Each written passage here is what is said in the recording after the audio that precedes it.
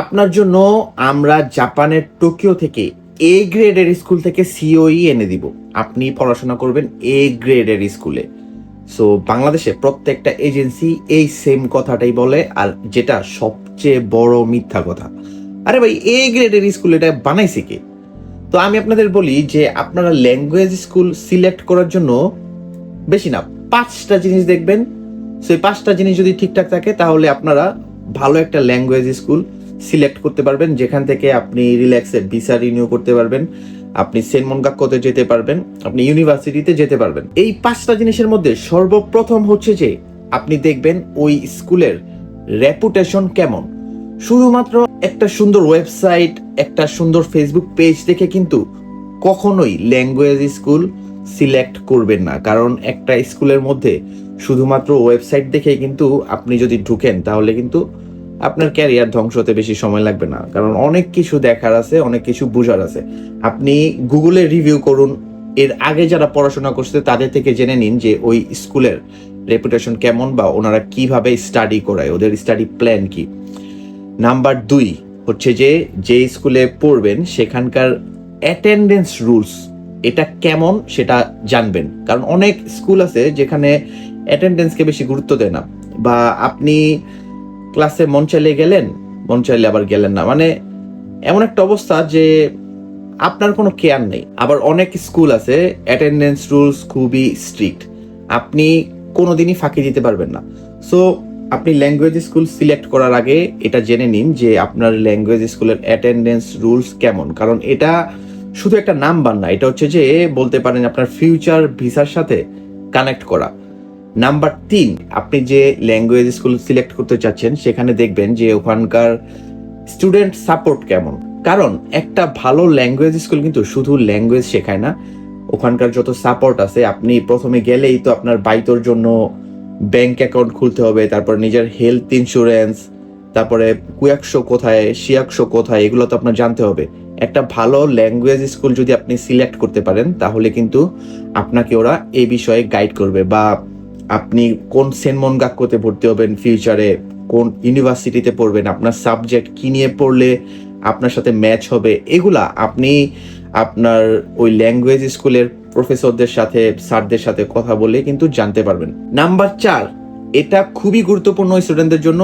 আমরা কি করি, 3-4 মান টাকা কম দেখলেই আরে এই স্কুলের তো টিউশন ফিস অনেক কম, এখানেই ঢুকবো আমরা। সো টিউশন ফিস কম দেখে কখনোই ল্যাঙ্গুয়েজ স্কুল সিলেক্ট করবেন না।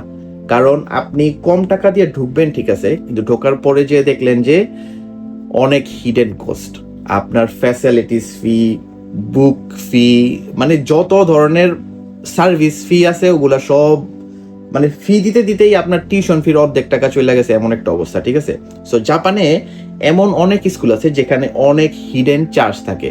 সো আপনি যে ল্যাঙ্গুয়েজ স্কুল সিলেক্ট করতে চান সেটার একদম নারী নক্ষত্র সব ঘেটে দেখবেন যে আপনার 2 বছরে কত টাকা খরচ হতে পারে, ওখানকার ওয়েবসাইটে কি কি চার্জ আছে ওগুলো আপনি চেক করবেন, বা আপনার যে ল্যাঙ্গুয়েজ স্কুল সিলেক্ট করতে চাচ্ছেন ওখানকার বাংলাদেশি কোনো স্টুডেন্ট থাকলে ওখান থেকে খোঁজ খবর নেবেন। ঠিক আছে, অনেকেই তো আমাদের আসলে বর্তমানে কি অনেক গ্রুপে আমরা সবকিছুই জানতে পারি ফেসবুক পেজের মধ্যে। ঠিক আছে, আপনি ধরেন একটা পোস্ট দিলেন আজকে ফেসবুকে যে আমি এই স্কুলটা সম্পর্কে জানতে চাই, কোনো বাংলাদেশি ভাই যদি থাকেন তাহলে আমাকে একটু হেল্প করেন। সো আপনি গ্রুপে মানে যদি একটু পোস্ট করে হেল্প চান, আপনাকে আশা করি সবাই করবে। ঠিক আছে, কারণ এইগুলা অনেক ইজি হয়ে গেছে আগের চেয়ে। নাম্বার 5, যেটা সবচেয়ে বেশি গুরুত্বপূর্ণ, লোকেশন। সো আপনি এমন লোকেশনে কখনোই ল্যাঙ্গুয়েজ স্কুল সিলেক্ট করবেন না যেখানে হচ্ছে যে আপনার স্কুল থেকে পার্ট টাইম জবে যেতে মানে অনেক ঘন্টার পর ঘন্টা সময় লেগে যায়। সো এমন লোকেশনে স্কুল সিলেক্ট করবেন যেখানে ধরেন আপনি 5টা পর্যন্ত ক্লাস করলেন, দেন 30 মিনিট বা 40 মিনিটের মধ্যে আপনার বাইতোতে যাওয়া যায়, এমন একটা লোকেশন যদি আপনি ঠিক করে রাখতে পারেন তাহলে হচ্ছে যে আপনার মানে প্রতিদিন সুবিধা হবে, আপনার এক্সট্রা প্যারা নিতে হবে না। আমরা বাংলাদেশের অনেকে কি করি, না বুঝে হুদাই আন্তাজে একটা ল্যাঙ্গুয়েজ স্কুল সিলেক্ট করি উল্টাপাল্টা লোকেশনে, পরে যেই জায়গায় যে লোকেশনে আমি ল্যাঙ্গুয়েজ স্কুল সিলেক্ট করেছি, সো ওই লোকেশনে মনে করেন যে পার্ট টাইমের কোনো নামগন্ধ নেই, ওখানে বাইতো খুঁজে পাবো কি, মানে কোনো রেস্টুরেন্ট, কলকারখানা, ফ্যাক্টরি কিছুই নাই। লোকেশন আসলে খুবই গুরুত্বপূর্ণ। আপনাকে অবশ্যই লোকেশন দেখে স্কুল সিলেক্ট করতে হবে। আর এভাবেই আপনি একটি ভালো ল্যাঙ্গুয়েজ স্কুলে স্টাডি করতে পারবেন। আসলে কি, জাপানের ল্যাঙ্গুয়েজ স্কুল এটা খুবই গুরুত্বপূর্ণ জাপানে টিকে থাকার জন্য। জাপানের ল্যাঙ্গুয়েজ স্কুলের সাথে সেনমনগাক্কো ইউনিভার্সিটি এগুলা কানেক্ট করা। আর সেনমনগাক্কো ইউনিভার্সিটি হচ্ছে যে আপনার ফিউচারের সাথে জড়িত। সো ভালো একটা ফিউচার পেতে গেলে আপনার ল্যাঙ্গুয়েজ স্কুল সর্বপ্রথমে যেহেতু ঢুকবেন, এটা খুবই গুরুত্বপূর্ণ। দালালদের প্ররোচনায় কখনোই ওই যে এ গ্রেডের স্কুল এগুলা শুই না আপনি হ্যাঁ হ্যাঁ ঠিক আছে আমি এই স্কুলে ঢুকবো, এগুলা কখনোই করা যাবে না। আপনি নিজ থেকে হচ্ছে যে খোঁজ খবর নিতে হবে। আমরা বাঙালিরা কি করি আসলে, মানে আমরা কোনো প্যারা নিতে চাই না। আরে ভাই আপনি আমাকে একটু করে দেন, আপনি টাকা লাগলে একটু বেশি নেন, মানে এমন একটা অবস্থা, মানে আমরা কোনো ঝামেলা নিতে চাই না। সো এই যে এই মানে স্কুলের খোঁজ খবর নেয়া, আপনার রিভিউ দেখা, স্কুলটা কেমন এটা জানা, এটা যদি আপনার প্যারা মনে হয় তাহলে আমি মনে করি যে আপনার জাপান আসার কোনো দরকার নেই। ঠিক আছে, কারণ যে কিনা নিজের স্কুল সম্পর্কে অন্যদেরকে বলে যে আমার স্কুল আপনারাই সিলেক্ট করে দেন, আমার কোনো কিছু মানে প্যারা নিতে ভাল লাগে না বা এমন মন মানসিকতা, তাহলে আমি বলবো যে আপনার জাপানে আসার কোনোই দরকার নেই। কারণ এ গ্রেড ওরা বলবেই ওদের বিজনেসের জন্য। ঠিক আছে, সো এইভাবে আপনি কিন্তু একটা ভালো ল্যাঙ্গুয়েজ স্কুল সিলেক্ট করতে পারেন।